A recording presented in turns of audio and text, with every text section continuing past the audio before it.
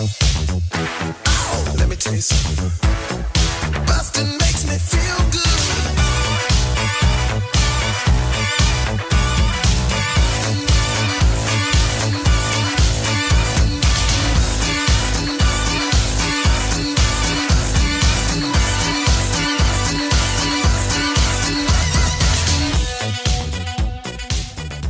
Waterloo is a seltzer that I have not drank a whole lot of. I know that we've talked in the past about our favorite seltzer waters. Yeah, and well, see, the best thing about Waterloo is every time you go reach for one, you get to go, Waterloo. Hey, Waterloo, sponsor this podcast, Blockbusting. I'm your host, Jay Light. Look, we just did it. What a seamless transition into starting a show. Waterloo. Hi. Welcome to Blockbusting, everybody. I'm your host, Jay Light. This is a podcast where we love to hate movies. And joining me today, Jasmine Kojouri. Mm-hmm. She is here. Hi. I don't know. I'm waving recording. Like they can see me. They can. We got a camera. Oh, yeah, we got a camera. I'm pointing at my camera, but I'm pointing in your shot. This is the earliest I've ever recorded an episode, and I'm excited because I'm a little loopy, and I feel like that actually is good for this movie that we're going to talk about, which is One Flew Over the Cuckoo's Nest from 1975, an American psychological comedy drama film. Weird listing of the genre there. Directed by Milos Forman, based on the 1962 novel of the same name by Ken Kesey, starring Jack Nicholson and Louise Fletcher, along with Danny DeVito, Will Sampson, William Redfield, Christopher Lloyd, and Brad Dourif in their debut roles on camera. Christopher Lloyd. He's very intense in this. I loved it. Love him so much. He's putting on quite a performance in this one. There's a lot going on in here. Now, I want to before we get too far into it, I am curious. So this movie is one of the most critically acclaimed movies of all time. It's the second in history to win the 5 major Academy Awards: Best Picture, Lead Actor, Lead Actress, Director, and Screenplay in Oscars history. It hasn't been done since then, and besides Silence of the Lambs in 1991. It is in the Library of Congress. It is in the National Film Registry. It is number 33 on the AFI 100 Years, 100 Movies list. Considered by many to be one of the greatest films ever made, but you're not one of those many, are you? That's... No, certainly am not. That's a good review. That's the soundbite. Jasmine Kojouri. I give it 2. What's tell me about why you don't like this one. So first of all, I want to know what other movies came out in that time, because I feel like it was probably like Jimmy Goes to the Mall. I'm going to pull it up. I'm going to pull up the Oscars that year. What else came out? Because maybe it was a slow year. What year was it again? This was 1975. It was not a slow year. This is actually a really stacked Oscar year. Really? We've got Best Picture nominees were One Flew Over the Cuckoo's Nest. Okay. Barry Lyndon. Okay. Dog Day Afternoon. Jaws. Yes. Nashville. What? And Jaws lost? Yeah. Okay. Jaws is... I would like to start a petition to...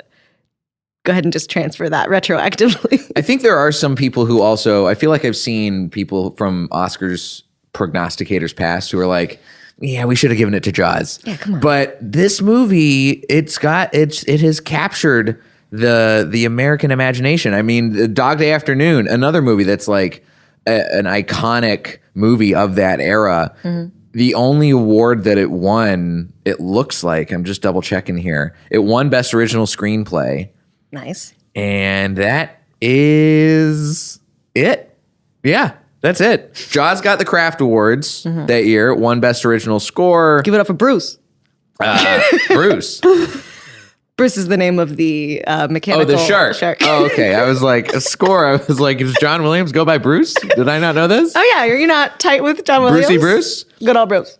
They did not bring this up at the Hollywood Bowl John Williams concert, which they should have. Yeah, they absolutely should have. Have you seen those before? No, but I've been to one at the Mann Center back in Pennsylvania where they kind of do that. We're doing orchestra. Here it is. And also here are clips of movies.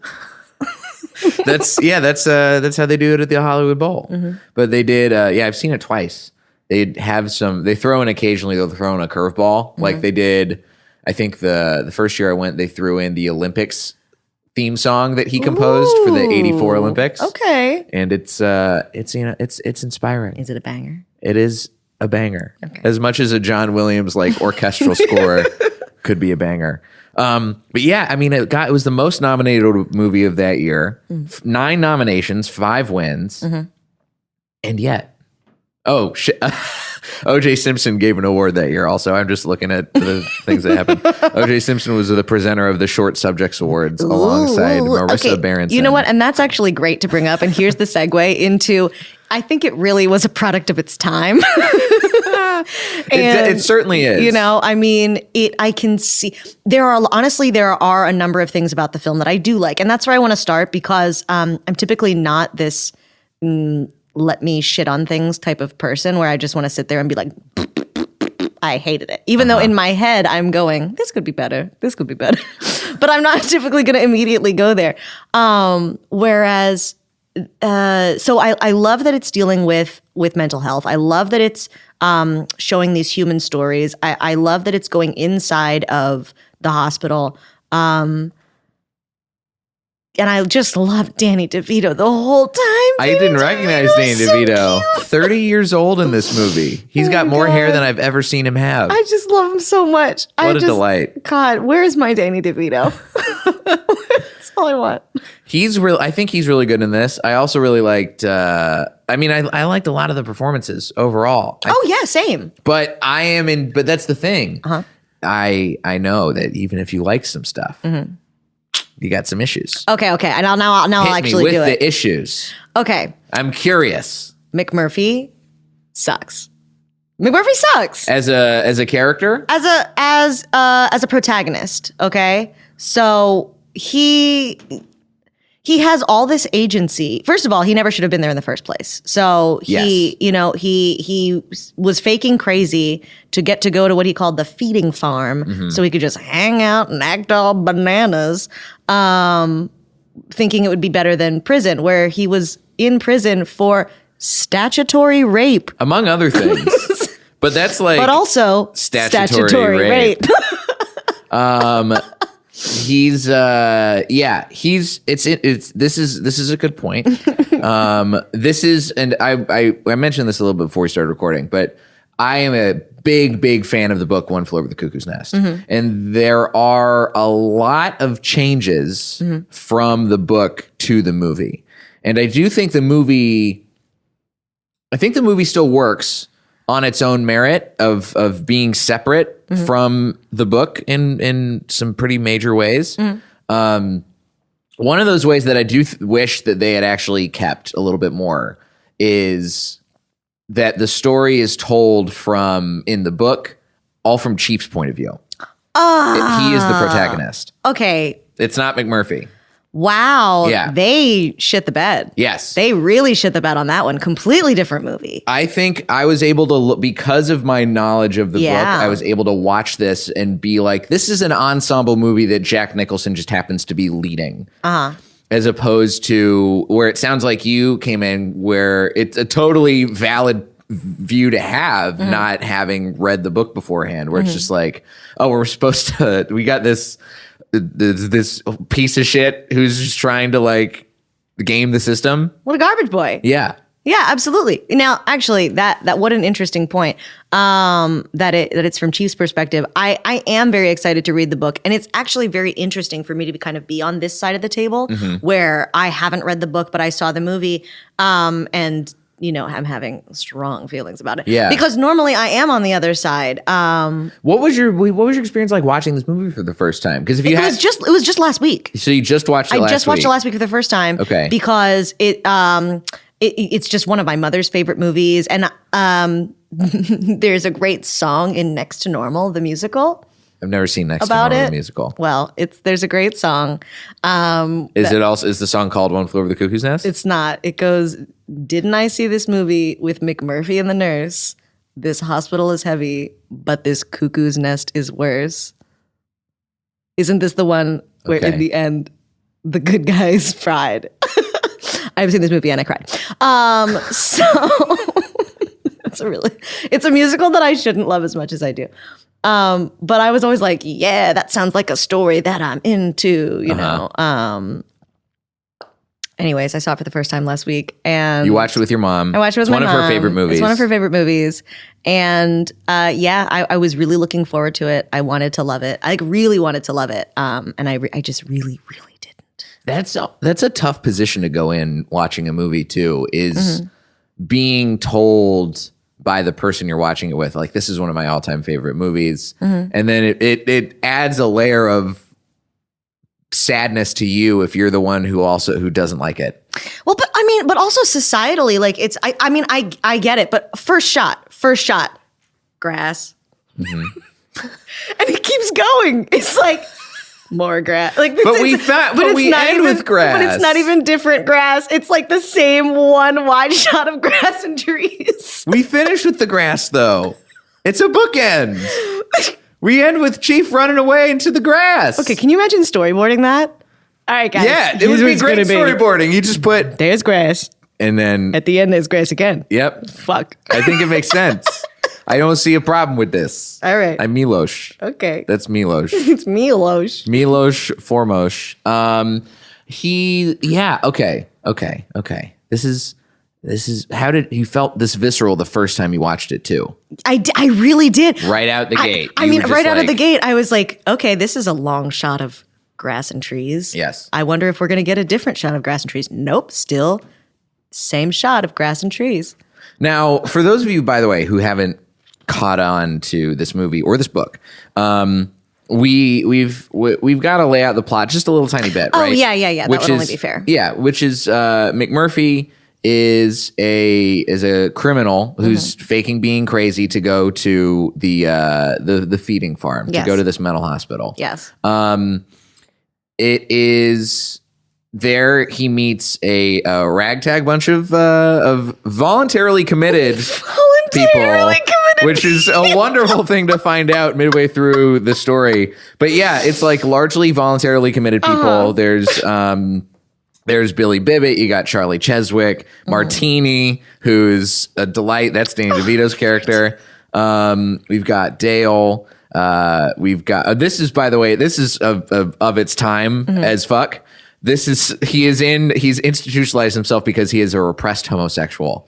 That's very 1960s POV to have, going to the mental institution just because you're like, I think I like a dude. I mean, yeah, and also fun that he got to do that voluntarily, because shout out to all of the people who were slightly different from society's norm and ended up in mental institutions involuntarily. And then we've got Max Tabor, who is a character who seems to be a composite of some other characters in the book.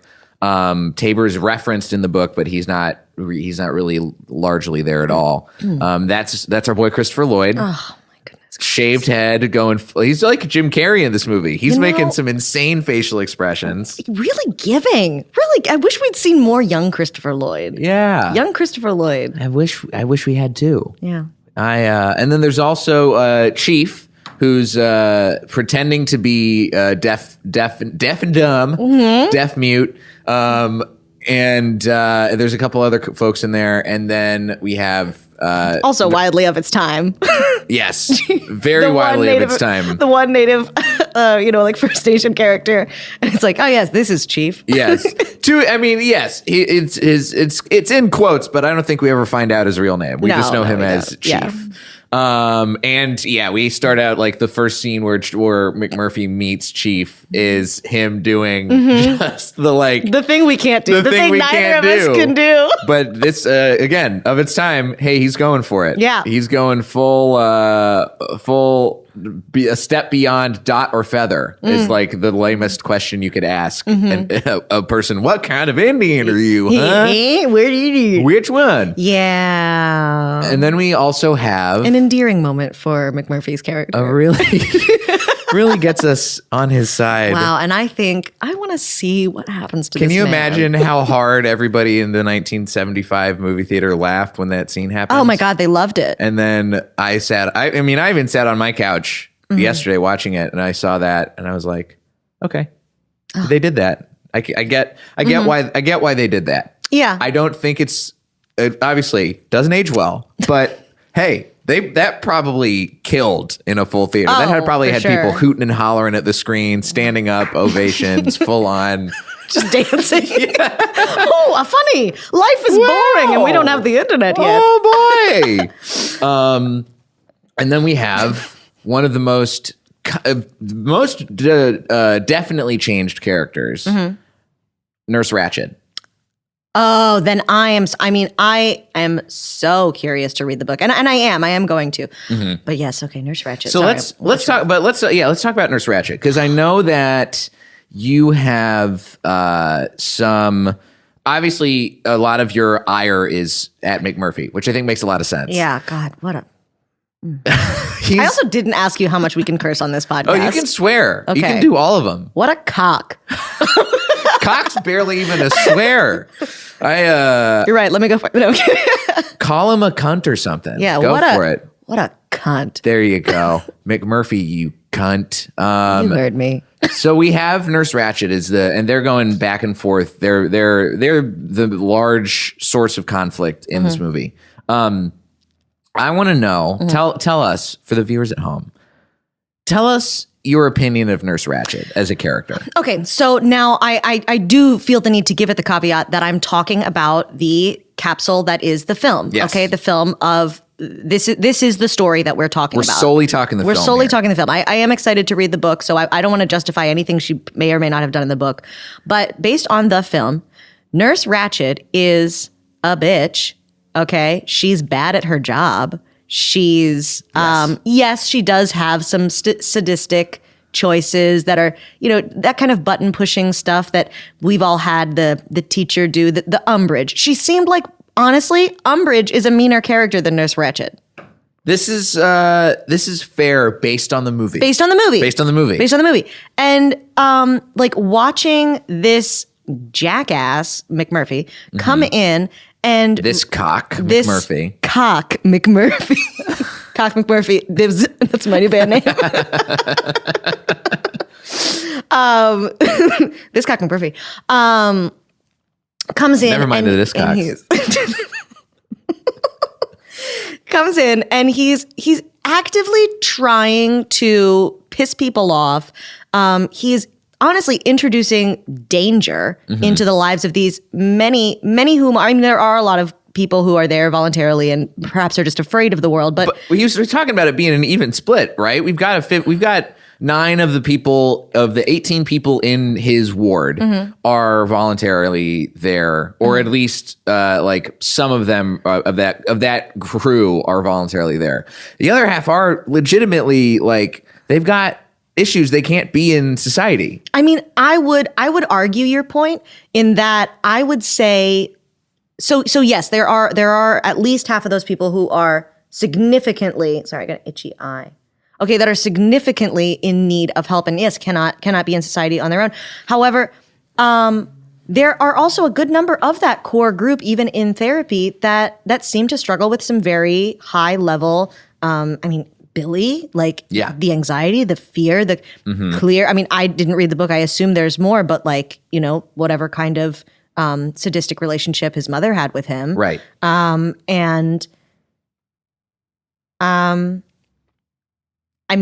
Martini maybe needed a little bit of help with things. Martini is like... Martini's so cute. I feel like Martini could have gotten a Forrest Gump-esque spin-off film about himself. If the movie had been from Martini's perspective, entirely different feeling. I just want to hug Danny DeVito. He's just my dream. A delight. I love Martini. I want to see a buddy comedy with Danny DeVito and Christopher Lloyd. Martini and Max. Martini and Max running around in the mental hospital. But they are having a good time. Martini is like their existence in the mental institution seems to be before McMurphy shows up, relatively stable. Yeah. Even if it is under some auspicious caretaking on the part of Nurse Ratched. The thing that's most interesting to me, and I will say this is my caveat, is that I haven't read the book in quite some time, but the book does stick with me as like one of my favorite books. And I remember when I was watching this movie. Like Twilight, yeah. Yes, exactly. Just like Twilight. And I remember just like Twilight, I watched this movie and I was like, wow, they made this a lot more morally ambiguous than the book was. Because the book, again, we're told from a different perspective. So I think that close perspective from literally being narrated by Chief in the book, it changes the viewpoint compared to this more like global ensemble-y kind of a piece the way the movie is. And part of where those changes are is that Nurse Ratched also is in the movie. You see some flashes of the like of the in the book. What you see is like overtly sadistic behavior. Like the electroshock stuff is used way more often. Okay. It is made very clear that like there are some patients even in like the they call it the disturbed ward, which is where they take everybody to go do the electroshock therapy and stuff. But there's some patients even in the like they call it the acute ward in the book, who have been basically tortured by Nurse Ratched and are totally docile, and that's why they can be in the acute ward and not the disturbed ward. But it's because they have been, like I said, like electroshock therapied to a state of pure just submission, inability to really act or think. But they can just hang out and not be a problem. And you get to see the way that not just Nurse Ratched, but some of the other nurses and orderlies in the hospital also contribute to this in a way that you don't really, the movie doesn't portray it like that. The movie, I think, does a really interesting thing of making it all seem like, sure, these people are not good at their jobs, but they are also, they're pressed, you know, like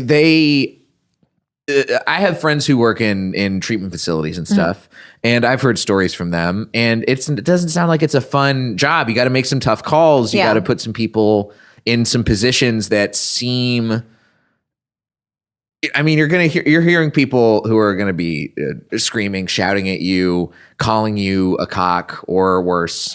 And if you're lucky, but also the level that McMurphy goes to in order to stir up shit and get these his ragtag crew of folks exactly so like is totally like, of course they're gonna have to react in some really like, he took them fishing. He just took them fishing. He broke them out. He stole a bus and took them fishing. He stole a bus. He stole a boat. Like he's my man loves taking vehicles. Yes, he brought in all this booze. I mean, they're on all these medications. I mean, purely, I'm just like, come on, they man. like completely trashed Nurse Ratched's office. Yeah. They completely trashed They the threw floor. her hat on the ground. They threw her hat on the ground. Her hat got scuffed. It got scuffed. She had, this is totally Imagine insane. you work a hard job and you come in, somebody's threw your hat on the ground. It's a paper hat. That's not a nice hat. You should have a box of those hats like masks where you can just pull one out and all of a sudden you're good to go. I guess you've got resources coming out the whiz-wang because, I don't know, some of us need to reduce, reuse, and recycle. If In-N-Out can give out an endless supply of free paper hats to not just their employees, but their customers, then the Oregon mental health system can also but the Oregon mental health system doesn't have a line that wraps around the entire building all hours of the day. Maybe it does in the book. In the movie, it just didn't portray that. Okay, all right. Honestly, I don't. I'm just telling tales out of school. I'm just goofing around. They're not people clamoring to get into the into the thing. But there are moments where like I was watching this movie again with the knowledge of like, oh, in the book, Nurse Ratched is horrifying as a villain. And there's a reason why this is, I have no desire to watch this series. But there's a reason why like the Ryan Murphy Nurse Ratched series is probably more based on the book than the movie. I was watching that and thinking, okay, this equation does not equal that outcome. Yeah, because she's not playing it like that in the movie. Louise Fletcher, who again won an Oscar for this. Yeah, she did a great job. Did a great job at the thing that was written. Narrowed it down, went straight down the barrel of being a tough cookie is what I'm going to call Nurse Ratched in this movie, as opposed to like a horrifying demon witch in the book. Okay. But that's the thing I'm not as huge of a fan of, because I do feel like from a creative standpoint, I get it's interesting to do. If you're going to adapt something, change it in a way that makes sense for people to go see the adaptation. I think an adaptation should not be straight down the barrel. I think there should be a little bit of something in there that maybe challenges the original work or makes the original work like have a different layer to it. And I think this did a good job of doing that. I disagree with that, because I mean, you're talking about this villain who's, I mean, immortalized in at least like the literary canon. Yeah. And then this film that it doesn't cash the check, you know? I mean, and I get what you're saying in terms of film sometimes, you know, adding a layer or changing a lens that wouldn't necessarily have worked in literature. I think His Dark Materials does a really great job of that. Oh, I've never seen any of His Dark Materials fantastic filmed versions. Loved it. TV or movie better? Honestly, I mean, I've got to say the books. I got to say, the movie? Ew. Yeah. No, we are not talking about the movie. The books are always going to be better than the movie. The books are always going to be better than the. I haven't seen in history a movie that was based on a book and walked out thinking that was better than the book. I have. You and have? I'm trying to remember what it is, but I did have that experience. But wait, back to this thing. What was I talking about? His Dark Materials. No, but and the but TV before versus. I'm normally lenses? I'm normally down with people, you know, adding that lens. But in terms of this story, it just doesn't cash the check. Like it does I feel like people want me to take that same, wow, Nurse Ratched's so evil. Like, oh my gosh, these poor men are being so victimized. But like, and I'm sure they are in the book. I trust you. I'm going to read it. I'll find out. But in this movie, this woman is just doing her job badly and is kind of an asshole. And for that, she has the ire of all of these self-imposed, you know, patients. Right. And then this McMurphy ringleader who comes in and is I can't even think of a catastrophic event that he brings. He's a tornado. He's a hurricane. He's a house fire. He's a rhino in a china shop. You know what? Let's think of our own. He's a titan in a little old lady's doily shop where she just sews little doilies. Are we talking like a Greek titan, Yeah. like from the movie Hercules? Yeah. Oh, you know or the story Hercules. You know what? Now I'm specifically talking about the Disney Hercules, and I mean those titans were scary in that movie. I was terrified of those guys. The Cyclops with the big booty. Oh yeah, caked up Cyclops. Oh yeah, Cyclops with a cake. Randall Patrick McMurphy in the book compared to the movie is somebody who like I don't remember the difference being as stark as Nurse Ratched in the book versus Nurse Ratched in the movie. But it is interesting to think of like Chief being the protagonist of the book and everything being told from his point of view. And in the movie, it's he's sidelined to a large degree. Very much so. The protagonist is the one who has the agency. Yeah. Chief doesn't have the agency. McMurphy has the agency, and the lens is clearly being told through his story. Right. And if we're talking the movie, then that's what we got to stick with. Exactly. And it's a real. I have a question for you because I was looking up. This was some of the cast was taken direct from the Broadway version of One Flew Over the Cuckoo's Nest. Including our boy Danny DeVito, who reprised the role of Martini.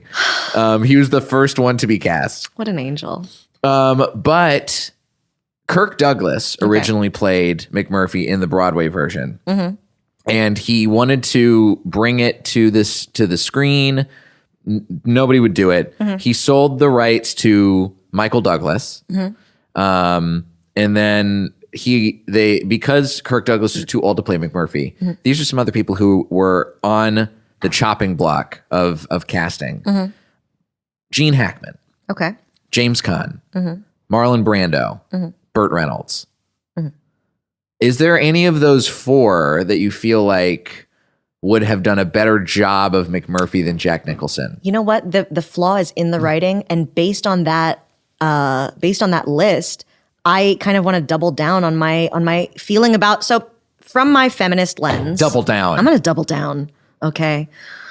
We got a feminist double down happening right here on a Blockbusting podcast. Here. This is our new segment, the feminist double down. You can see it at 6:00 on Cock Murphy. I'm going to pop over to Cock Murphy's pub for my feminist double down. What a wonderful sandwich. Oh, fantastic. So in the movie, the societal story that I see being told, other than, you know, in terms of the relationship dynamics between the sexes. So I see a bunch of men who feel afraid of the world, who feel like they are being forced to be something that they're not, which is true. Which is I won't erase struggles of being any human. Right. Okay. And they have this ringleader saying, "We are men. Ooh rah rah. We can drink. We can fuck. We can fish whenever we want.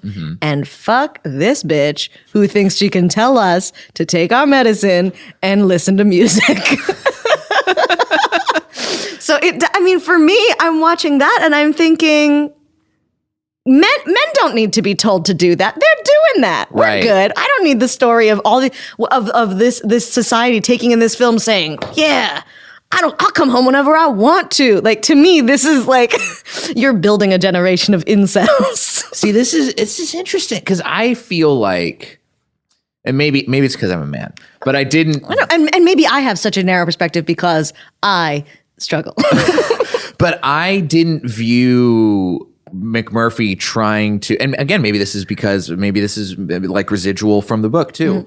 I didn't view McMurphy's actions as being trying to like have them reclaim their manliness. Okay. I didn't view McMurphy as like the Joe Rogan of this movie, or like the Jordan Peterson. And maybe my modern lens was absolutely putting it on that and being like, "Oh God." Right. Which makes, again, total sense. But I feel like there is a level of that sort of him trying to get these guys who are, by their own admission, involuntarily committed to this life. Oh, buddies. And trying to get them to see that they can live in the world and exist in the world and take some agency for themselves. And despite McMurphy being a piece of shit and unlikable, even in the movie, I found him unlikable. Like I was definitely uncomfortable by a lot of the stuff, which I completely forgot. I was like, oh yeah, he's a bad dude, but he's got a heart of gold in there. Does he, or is he just hot? Because Jack Nicholson. Jack Nicholson's got a bad hairline. Is he hot in this movie? Ooh, bad hairline. Here's the thing. Is it a bad hairline or is it interesting? Is that all it takes? Is just having an interesting hairline? Then that's a different conversation about what's beautiful. Is it beautiful to be symmetrical or is it beautiful to have a unique feature? Oh, this is a good point. I mean, there's a lot of unique looking people in this movie. Right. But there are also a couple symmetrical looking people in this movie. Who's symmetrical? I think Christopher Lloyd's pretty symmetrical. He's angular, but he's symmetrical.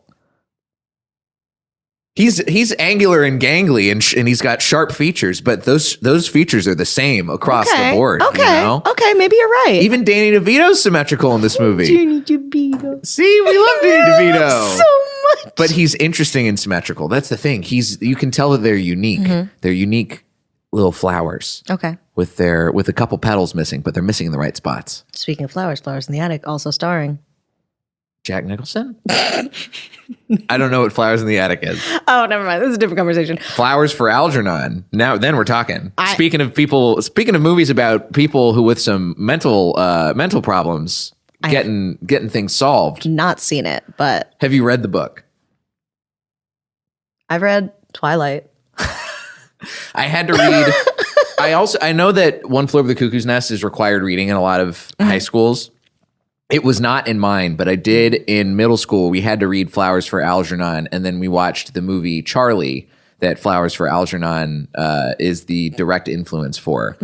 And man, oh man, a movie where you have like a guy with extremely low IQ who gets medicine to make him crazy smart, and there are sex scenes in that movie. They're like 60s style, like we're gonna have the right moment, we're gonna cut away to like a train going into a tunnel and then a waterfall flowing, instead of showing any actual sexy times. Yeah, that's fair. Tough, a lot for middle schoolers to take on. Anyway, my point that I was about to get at is that I do think the book, I want to hear your opinion of the book after you read it, because I think that the book is a great piece of American literature. And the movie, I enjoyed the movie. Like, it got me to a place especially in the end, it's slow. It's a slow burn. It's almost 2.5 hours long. And a lot of the movie is just hanging out, and it's slow and it's kind of boring. But it gets you to an emotional place by the end, or at least it got me to an emotional place by the end where I felt. And I think that for me is still like the watermark of like a movie. If it can make you feel, then good job. I mean, it made me feel mad. I mean, okay, come on. I disagree. I don't think it was boring. I thought it was aggravating. It was so aggravating. Interesting. How many times did McMurphy break out? How many times did he break out? Hops over Chief's shoulders. 2, okay, 3? 3 times. Well, 2.5, because one of the times he didn't actually break out. Could have broken out. You know what I'm saying? Like, there were 3 opportunities where, and clearly, inherently meaning every day could have been the day he leaves. Yeah. And, so one time he's like, Chief, give me a boost. And just like goes over the fence and leaves and then comes back. And then just because why? Because he's like, just wanted to see if I could do it. And then they go out again. They go fishing. They go on this whole adventure. And then he has his friends come pick him up, and he doesn't leave. He just gets wasted. They all get wasted and just fall and asleep. just pass out. But they help Billy Bibbit fuck. Okay, did they help him fuck? Because to be honest, he didn't make that choice, really. They threw him into the room with the woman. In a wheelbarrow. They pulled him in a wheelbarrow and dumped him into the room. Did. But I think Billy needed it. At the end, after that, Billy loses his stutter and gets it brought back when Nurse Ratched is like, hey, I'm going to tell your mom about this. Which is that entire sequence and leading up to spoiler, Billy killing himself with the glass bottle. An affecting sequence in a way that I was surprised at how much I was affected by it watching it on screen. But you make good points. And then I'm so furious at Jack Nicholson, who has the gall to then start choking out this woman who just showed up to her place of work completely distraught. I mean, clearly I have a very different perspective. Yes. Okay. Whereas from my perspective, that's your fucking fault. It's you cock. Okay. You got them all drunk. First of all, like, you have to take in the account that this is a man who's there voluntarily in a mental hospital. Cause why though? Because, you know what I mean? Sometimes they're just afraid. But for this guy, he's got some serious trauma. He has things to work through. Yes. And then these emotions are so hot and high, and these things are, we're bringing in booze and we're bringing in here. Now go have sex for the first time with this woman. And then but he's still in the same place. It's not how you solve problems. No. Have you ever tried to solve problems with sex? Because I have. And it doesn't work. Don't This has been do brought it. to you by Cock Murphy. Mental. And Waterloo sparkling water. This has been brought to you by The sparkling Waterloo. water to drink when you realize you may have made a grievous sexual error. Here's what some critics thought of this movie. Again, one of the most acclaimed movies of all time. And this is from my favorite person to, I love to hate this man, Roger Ebert. Milos Forman's One Flew Over the Cuckoo's Nest is a film so good in so many of its parts that there's a temptation to forgive it when it goes wrong. But it does go wrong, insisting on making larger points than its story should really carry, so that at the end, the human qualities of the characters get lost in the significance of it all. And yet, there are those moments of brilliance. Actually, one of the, I think, most accurate things, I rarely agree with Ebert, but I do agree with him on this. There is a lot of good in this movie, but there's also some moments where you're just really like, why? Yeah. Why'd you do that? Yeah. Why'd you go for that? Yeah. We've got Vincent Canby of the New York Times, a comedy that can't quite support its tragic conclusion. Why do these people? This is not a comedy. Just because there are some scenes where you laugh doesn't make it a comedy. All right, critics, get your shit together. This is like when I watched The Menu and everybody was like, it's a horror movie. The Menu is not a horror movie. Okay. The Menu is a dark, dark comedy that happens to have some blood.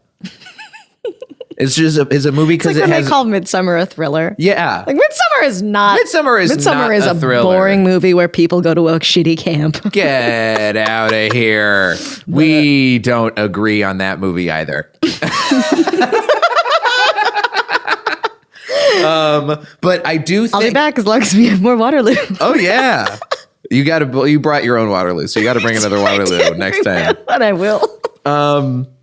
This movie, yeah, Ken Kesey himself Okay. did not like this movie. Also, Did you hear, there was actually a really compelling critical review. It was on a podcast, actually, and it went something like, just like that, yeah. accurate. That I think is the review that I think a lot of people heard that and it resonated. I think it's with the them. most important criticism of the movie. Yeah. I can't do it as good as you can. 2 thumbs. We're at a different register.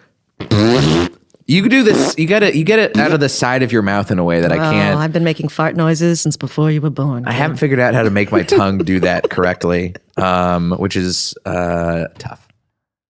Is there a movie that you think people should watch instead of this? God, I wish. Honestly, I wish.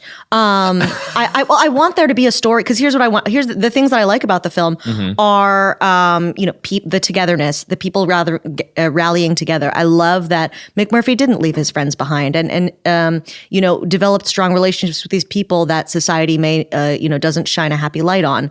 I love that it was dealing with mental health and gosh, I mean, I wish is the answer to that. Let's make it. I think. And we'll make it a real comedy. Yeah. We'll actually do a good comedy. Yeah. I think that's what we're missing is a comedy at a mental hospital. Absolutely. I can't Where think of is one. that film? There isn't one. And there should be. There should be. And I We're calling it Cock Murphy. Heyo. And I will recommend, of course, you watch the movie and also read the book instead, though. Because the book, great. The movie, it's good. I thought you didn't like it. That's fine because we're different. We got different. Different POVs. Oh yeah, and here's the beautiful thing: art is polarizing. Yeah, art is so and there's something for everybody. Are you supposed to agree on art? No. Why? Why would you agree on art? Nah, if you like it, good. It's for you. Like, you know what? You know what I really like? Bone marrow. Bone marrow's pretty good. You know what I like? I like turkey neck. Okay. Oh, not everybody like that. Giblets.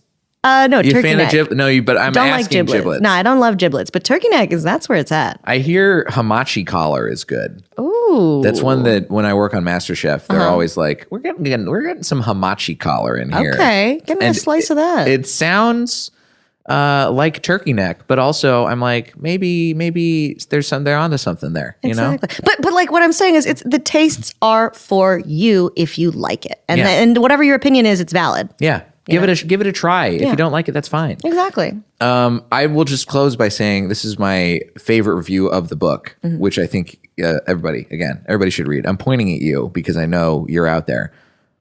This is One Flew Over the Cuckoo's Nest is one of America's most challenged and banned books, right? 1974, after the book has come out, 5 residents of Strongsville, Ohio, sued the local Board of Education to remove the novel from its classrooms. They deemed the book pornographic and said it glorifies criminal activity, has a tendency to corrupt juveniles, and contains descriptions of bestiality, bizarre violence, and torture, dismemberment, death, and human elimination. Now, if that's not a book that sounds like it's worth reading, I don't know what is. Sign me up. You had me at human elimination. At the very end, though, I didn't have you through glorifies criminal activity, pornographic. No, but at human elimination, you got me. You lasted me in. No, it does sound good. Long twist at the end there. Jasmine, I'm so glad that I finally had an excuse to watch One Flew Over the Cuckoo's Nest. Thanks to you. Anytime. I appreciate you. Anytime. I will shit on a critically acclaimed piece of work any day of the week. That's what we love. That's what we love about our guests here on Blockbusting. The ones who get it. The ones who know it's okay. Touching noses. Okay, we're touching noses like you can see it. I'm trying to put here. the audio of me touching my nose on the podcast. Okay, Jasmine, if people agree with you or disagree with you, okay, and they would like to be more intrigued by the things you do, where can they find you on the internet? You can follow me at Jasmine Kojouri on Insta. Great. Easy. Yeah. That's it. I mean, I do lots of things. I mean, rather than shilling myself, can I use your platform to just shout out something I care about right now? Please do. Hey everybody. So there's a revolution happening in Iran, and I am Persian, and I care about it not just because I am Iranian, but because it's really important. So please check that out. Please support if you can. Zan Zendagi Azadi. Is there, I often feel obligated to ask this whenever something like this arises. Is there an organization that you would recommend people specifically supporting as far as like donations or like protest action, that kind of a thing, honestly, for aid for this? Honestly, I have not seen enough of a concentrated effort. I mean, okay. There are organizations happening and efforts happening around. Like we have ambassadors in Geneva right now, trying to launch an investigation into the activities. And I won't railroad your whole thing. I'll just say I will send you some resources to hopefully post a link. I will post the links. Check in the description on the podcast and on YouTube. I'll post the links in there. Yeah, and also honestly, the biggest thing that people can do is share the material, because the internet is like shut down. They're doing one of those we're not going to let any information get out blackouts. So if you see information, look into it, share it, and please get involved. Well, thanks for sharing, Jasmine. Anytime. Thank you for having me. Of course. You can follow me at Diet J on all the socials, at Blockbusting Pod on all the socials for the podcast specifically, and that's it. Jasmine, we did it. Let's give ourselves a. I can't reach you. This is really bad. Well, let's just clap a high five. There we go. Oh wait, let's lie. Here, ready? High five, Jay. That was a real high five. That was a real high five. Not a clap. This is the magic of cinema, everybody. And this has been Blockbusting. Go see something good for a change.